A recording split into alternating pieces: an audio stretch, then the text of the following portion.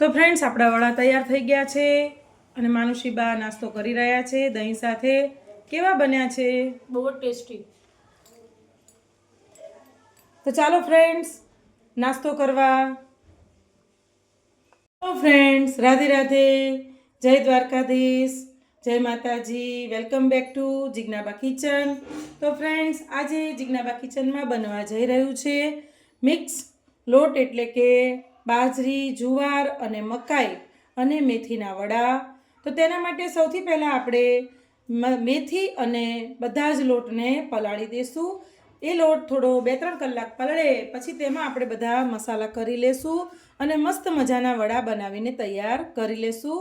તો ચાલો ફ્રેન્ડ્સ, આપણે બધો લોટ પલાળી દઈએ. તો ફ્રેન્ડ્સ, અહીંયા આપણે મલ્ટીગ્રેન લોટ લઈ લેશું. બધો 3 લોટ આપણે ભેગા કર્યા છે, બાજરી, જુવાર અને મકાઈ. તો ફ્રેન્ડ્સ, મેં અહીંયા મકાઈ અને બાજરી 500-500 ગ્રામ લીધા છે અને 1 કિલો મેં જુવારનો લોટ લઈને એવી રીતે મેં લોટ બધો ભેગો કરી લીધો છે, કારણ કે રૂટીનમાં હું આ જ લોટની રોટલી ભાખરી બનાવીને ખાઉં છું. તો ફ્રેન્ડ્સ, અહીંયા આગળ આપણે 3થી 4 ચમચા લોટના આપણે લઈ લેશું અને હવે સરસ આપણે લોટ બધો છાશમાં પલાળી દઈશું. તો ફ્રેન્ડ્સ, તમને એવું થશે કે જિજ્ઞાબાએ મેથી કેમ આવી ભીની ભીની લઈ લીધી છે? તો ફ્રેન્ડ્સ, આ મેથીને મેં પહેલાં સરસ વોશ કરી લીધી હતી. ત્યારબાદ તેમાં મેં મીઠું નાખીને, આપણે કારેલા કેવી રીતે મીઠું નાખીને મૂકીએ છીએ તેવી રીતે મેં મેથીને પણ મીઠુંમાં નાખીને 10 મિનિટ માટે મૂકી દીધી હતી.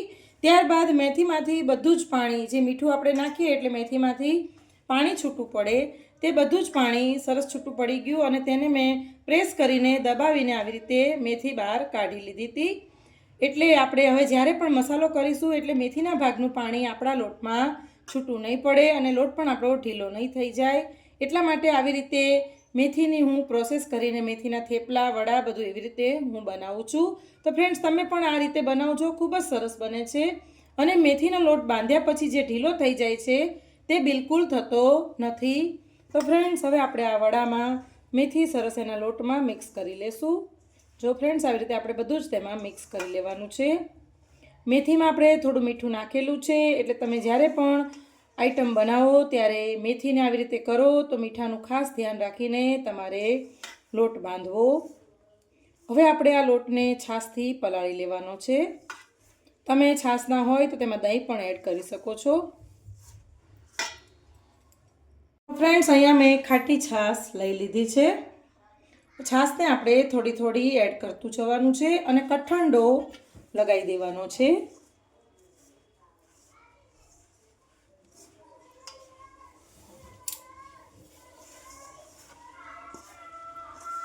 ફ્રેન્ડ્સ, ઉત્તરાયણ આવી રહી છે. ઉત્તરાયણમાં ધાબા ઉપર આવા સરસ મજાના વડા બનાવીને લઈ ગયા હોય, તેની સાથે ગરમા ગરમ આદુવાળી ચા હોય તો ખૂબ જ મજા આવે છે નાસ્તો કરવાની.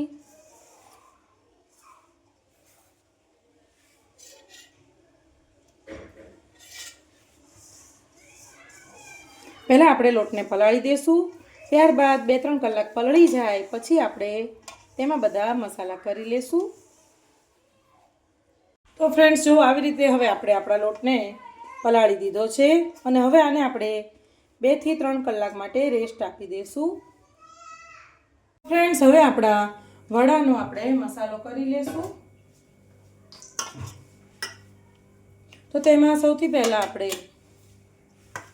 આદું એડ કરીશું. મેં આદું અહીંયા ગ્રેટ કરી લીધું છે. ત્યારબાદ તેમાં લસણ એડ કરી દઈશું. ત્યારબાદ મારા ફેવરિટ એવા ઝાઝા બધા ધાણા તેમાં એડ કરી દઈશું. અને ફ્રેન્ડ્સ, અહીંયા આપણે મકાઈના વડામાં, એટલે કે જે મિક્સ લોટના વડામાં નવો જ એક ફ્લેવર આપવાનો છે. તો તેમાં મેં અહીંયા ફુદીનો માર્યો હતો, તો તે મેં ઝીણો ઝીણો કટ કરી લીધો છે અને ફુદીનો મેં દાંડી હોતો જ કટ કર્યો છે, એટલે તે ફુદીનો પણ આપણે એડ કરી દઈશું. હજી આપણે લીલા મરચાં પણ એડ કરવાના છે. તો ફ્રેન્ડ્સ, આપણે આવી રીતે સ્ટોર કરેલા લીલા મરચાં, જે હું કાયમ રાખું જ છું, તે હવે લીલા મરચાં આપણે તેમાં એડ કરી દઈશું. આપણે લાલ મરચાંનો ઉપયોગ નથી કરવાનો, એટલે 1 ચમચી મેં લીલા મરચાં એડ કરી દીધા છે. વડા થોડા સ્પાઇસી જ કરીશું. ત્યારબાદ તેમાં આપણે મીઠું એડ કરીશું. મીઠું તમારે તમારા સ્વાદ પ્રમાણે એડ કરવું. ત્યારબાદ તેમાં આપણે તલ એડ કરીશું. આપણે હળદર, ધાણા જીરું કે લાલ મરચાંનો બિલકુલ ઉપયોગ નથી કરવાનો. તો ફ્રેન્ડ્સ, અહીંયા હું 2 ચમચી સફેદ તલ એડ કરી દઈશ. અને હવે બધો જ માવો આપણે મસાલો બધો મિક્સ કરી લઈશું લોટમાં. પછી આપણે છાશ કે પાણીની જરૂર પડે તો આપણે એડ કરીશું.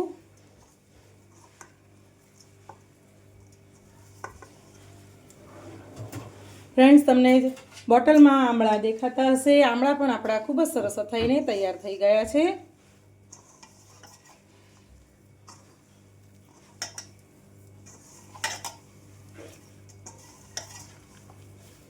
ફ્રેન્ડ્સ, હવે આપણો બધો મસાલો સરસ મિક્સ થઈ ગયો છે અને હજી મને થોડી છાશની જરૂર લાગે છે. તો આપણે તેમાં થોડી છાશ રેડીને ડોને થોડો ઢીલો કરી લઈશું. તો ફ્રેન્ડ્સ, મેં અહીંયા અડધો કપ જેટલી છાશ એડ કરી દીધી છે અને હવે આપણો ડો સરસ ઢીલો થઈ ગયો છે. હવે તેમાંથી આપણે સરસ મજાના વડા રેડી કરી લઈશું. ફ્રેન્ડ્સ, આવા વડા ટ્રાવેલિંગમાં પણ ખૂબ જ મજા આવે છે જોડે લઈ લીધા હોય તો.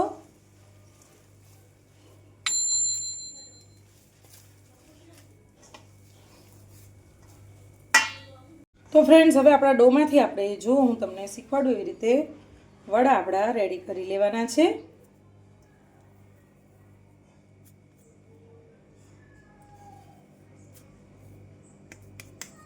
આવી રીતે પતલા પતલા આપણે વડા બનાવી લેશું અને પછી વડાને આપણે તળી લેશું. તો ફ્રેન્ડ્સ, આપણા વડા સરસ બની ગયા છે. હવે આપણે વડાને સરસ તળી લેશું. ફ્રેન્ડ્સ, વડા તળવા માટે આપણે તેલ મૂકી દીધું છે અને તેલ પણ આપણું સરસ આવી ગયું છે. તો જો ફ્રેન્ડ્સ, તેલ આપણું સરસ આવી ગયું છે અને હવે આપણે બધા વડા તળી લેશું. ફ્રેન્ડ્સ, આપણું તેલ સરસ આવી ગયું છે. હવે તેમાં આપણે વડા બધા તળી લેશું.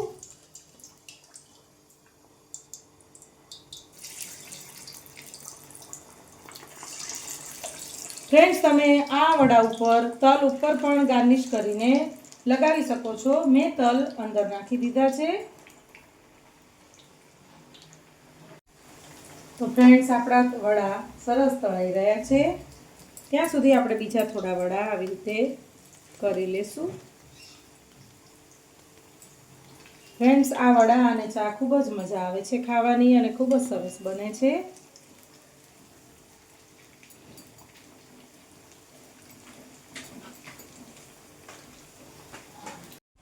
તો ફ્રેન્ડ્સ, આપણા વડા સરસ તળાઈ ગયા છે.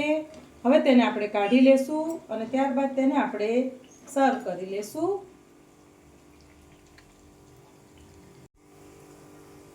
તો જો ફ્રેન્ડ્સ, મસ્ત મજાના વડા થઈ ગયા છે. હવે આપણે બીજા વડાને પણ તળી લેશું.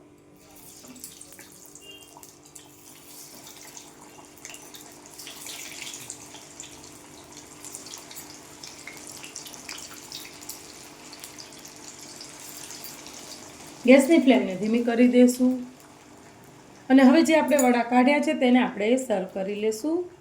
તો ફ્રેન્ડ્સ, વડાને મેં અહીંયા સર્વ કરી લીધા છે. તેને મેં દહીં સાથે સર્વ કર્યા છે. તો ચાલો ફ્રેન્ડ્સ, વડા અને દહીંનો નાસ્તો કરવા જિજ્ઞાબા કિચનમાં. અને હા ફ્રેન્ડ્સ, જો તમારે મારી એટલે કે જિજ્ઞાબા કિચનમાં હવે પછીની નેક્સ્ટ વાનગી કઈ બનવાની છે તે જોવી હોય તો મારી ચેનલને લાઇક, શેર અને સબસ્ક્રાઈબ કરજો અને પેલી બેલ આઇકોન પ્રેસ કરવાનું ભૂલતા નહીં. અને હા ફ્રેન્ડ્સ, મારા ફેસબુક પેજને પણ લાઇક કરવાનું ભૂલતા નહીં. તો ફ્રેન્ડ્સ, ચાલો ફરીથી મળીશું નવી એક વાનગી સાથે જિજ્ઞાબા કિચનમાં. રાધે રાધે, જય દ્વારિકાધીશ, જય માતાજી.